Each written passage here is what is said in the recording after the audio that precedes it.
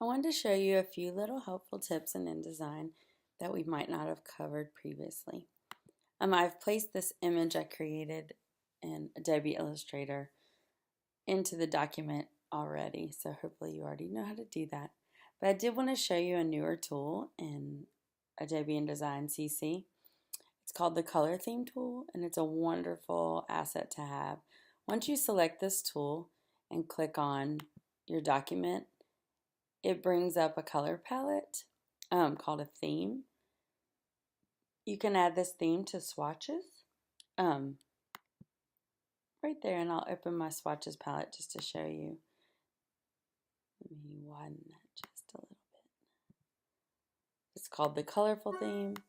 You can select it, rename it if you don't like that name, but we're going with colorful. And then it shows you the CMYK breakdown of those colors.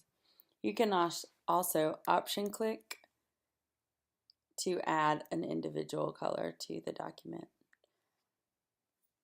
If you want to use the Cooler app I showed in the video previously, you can add this to that as well. I don't have mine synced right now, but all you do is click that and it'll add the theme to your Adobe Color or Cooler app, which several of you might know its previous name. I also wanted to show you just some little wonderful content collector tool, and I'm going to show you some little tricks with columns. Content collector is a wonderful little asset. Let's say we've already placed this picture. You can click and drag this to what they call the conveyor. If we're adding pages, instead of having to replace the image, you can actually select the picture, select Content Placer Tool, and that way you'll have a loaded cursor to place this image anywhere else. So you can collect those images and use them throughout your multi-page documents. I found this to be really helpful and a newer tool that you might not be familiar with.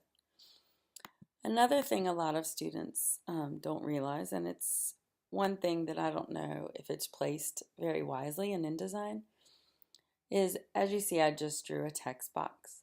If I want more than one column of this text box, you go to text frame options or Command B on a Mac, and I'm going to show you what pops up. These are all the text frame options.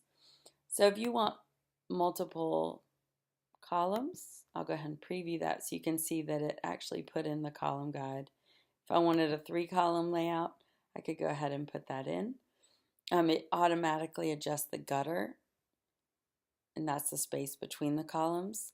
So you have a couple different options here, but just know I found that text frame options isn't your intuitive go-to when you want to create columns on your document, but here is where you go find it. So just remember Command B on a Mac, Control B on a PC. Hit OK, and then once you start typing, it'll actually, I'm typing gibberish obviously, but I want to show you how it automatically changes it into those columns. If you decide 3 columns is too much, you can go back and change that as well. So these are just some wonderful little tips and tricks that'll help your final project be that much easier. Thanks.